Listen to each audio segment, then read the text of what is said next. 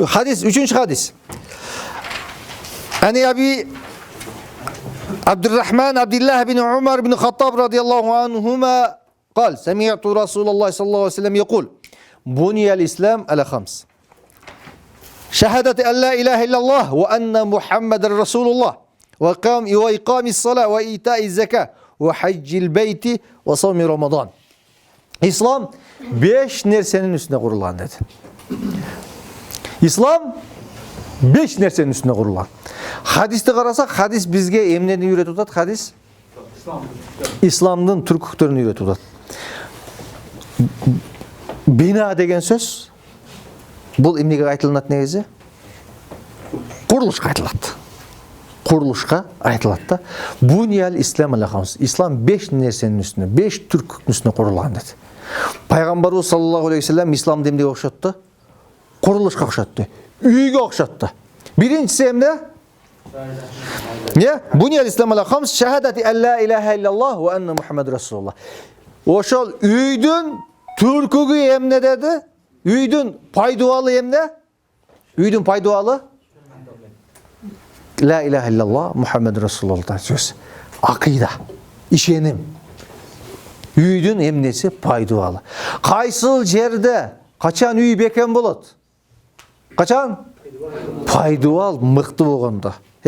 Takpайды mıқты құрғаныңда, ошонда ғана эмне болады? Үйің бекен болады, үйің күшті болады, турабы? Анан Баткенге барсам, Баткенде бұларда такпай деген түшүнүк жоқ екен, жер чукмай деген түшүнүк жоқ екен. Үйді жердің үстінде ташты тізіп чукуп алып, бір қарыс жарым қарыс чукуйт қой. Бұларда онда түшүнүк жоқ екен. Үйді жундайлы таштарды тізіп қойып эле, ошонун үстүнө үй куруп кете берет экен. Турабы? Жер чукуйбу? Yok, men жер чукканды көрбөдүм. Я. Мен барган айылдардын bir 5-6 айылды көрдүм. Айылдарда жер чукуу деген жок экен. Эмне? Жердин тегиз жер турабы? Мындай кыйшык-кыйшыгында жер турабы? Şu жерге карап туруп эле мындай куруп, үйдүн үстү баягы такбайдын үстүн ташты тегиздеп коет экен дагы. Үйдү куруп кете берет экен да. Анан онун үстүнө кийин баягы семент менен каптап коет экен.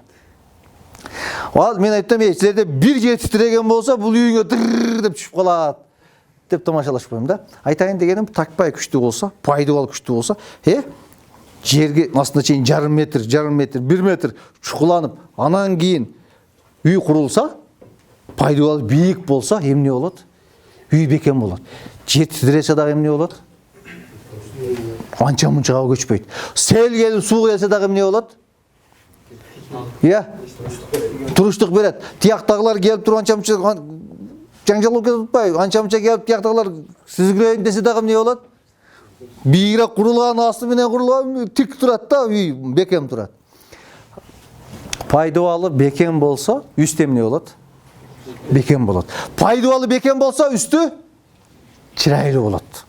Сулуу болот, кооз болот. Пайдабалга байланыштуу да. Пайдабалды бийирээк кылсаң, үйүң начарыраак болсо деле эмне болуп калат? Мындай бийик болуп, кооз көрүнөт. Бардыгы эмнеге байланыштуу? Пайдабалга байланыштуу. İslamдын пайдабалы бул шахадат ла иляха иллаллах Muhammed Resulullah. Ыйман келемеси. Сенин ыйманың бул сенин пайдабалың. Ыйманың канчалык расих болсо, бекен болсо, күчтүү болсо, ишенимиң Кудай Таалага күчтүү болсо, сенин исламың ушунчалык күчтүү болот, бекен болот, намазың туруктуу болот, амалдарга туруктуу болосуң. Ыйман төмөндөсө, ыйман алсыздаса, амалдарың жоголсо, эмне болобуз? Жүздөн нур кетет. Дуалар кабыл болбойт. Кадимкидей тахажжуд окуган адамдарды кээде мындай карап, намаз 5 убакыт намаз окуган, багымдатты өзү окуган, тахажжуд окуган адамдардын кадимкидей жүзүндө эмне болот?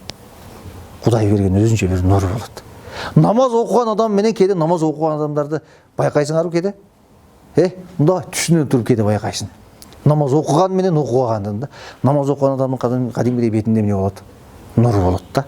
Ошол баягы акыйдасы биринчи пайдабалы расихта бийик, күчтүү, сонун курулган. Buniyal İslam ala хамс. İslam 5 nersenin üstüne kurulgan dedi. Anın пайдабалы эмне? Şahada. 24 dualı. Birincisi ne? İkam-ı salat bir dualın kurdun. Zekatın daha bir dualın kurdun. Orazan bir dualın kurdun. Hacың менен бир дубалын курдуң, мына бекем болду да. Үстем эмне болот? Иә, хадистен кейін келебіз. Хадистен келебіз. Үйдүн крышасы, бекеми жихад деп келет. 40 хадисте да келет. Өзүң менен өзүң жихад кылуу, душман менен жихад кылуу, мамлекетиң менен жихад, мамлекетиңе каршылык келген болсо жихад кылуу, нафсың менен жихад кылуу, күнөөң менен жихад кылуу, ушулардын баардыгы эмне кирет? Үйдүн крышасына кирет. Анан үйдүн крышасынын намазың жок болсо бир тарабы жок деген сөз да. Шамал шугулдап кире берет деген сөз, жылылык бербейт деген сөз. Исламды эмнеге окшотту пайгамбарыбыз? Курулушка окшотту.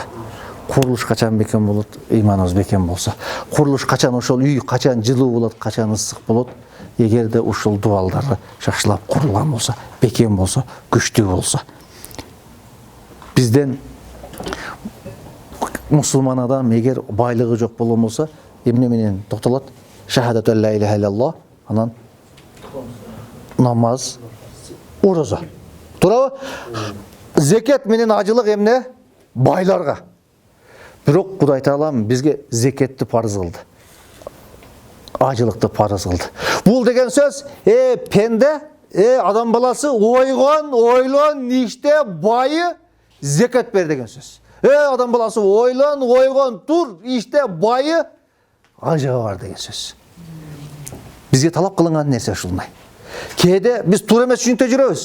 Кээде акчанын аркасында карабаш керек. Туура акча аркасынан түшүп аркан бүтүндөй жашооңдо акчанын аркасынан жүрбө. Бирок өзүңө жете турган, муктаж болбой турган, ар кимге барып сагалап кол сурабай турган, анча-мынча кедей кембагал колун жага бере турган болушуң шариятыбызда эмне кылынган нерсе?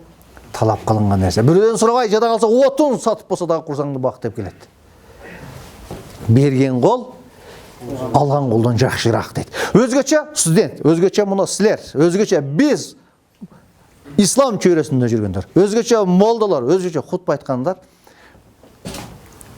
элден сурабай элге бериш керек. Анча-мынча кирешеси болуш керек. Анча-мынча таба турган киреше болуш керек. Адам баласына ой жүгүртүп, анча-мынча мээнет кылыш керек. Кедей кембагалга бериш керек. Акчаны имамсында хутба айтып атасың да, элге багыт берип атасың. Бирок ошо келген адамдардан акча алып турасың, тилемчилик кылып турасың, анча-мынча акча алып турасың. Сөзүң өтүмдүү болобу? Сөзүң өтүмсүз болот да. Сөзүң кыска болот. Модан күн сайын $100 ала берсем, мунун айтканыңларны көзүң карап турам дейт яттап турабы? Бул агай мындагы байлык бу деп анча-мынча мага билиндирбей мени башкарып турат да, турабы? Адам каалайбы, каалабайбыз да.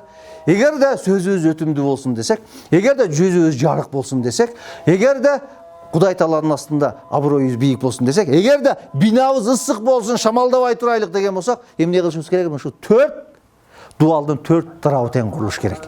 2 тарабын куруп коюп, илгери айылдар ошондой эле.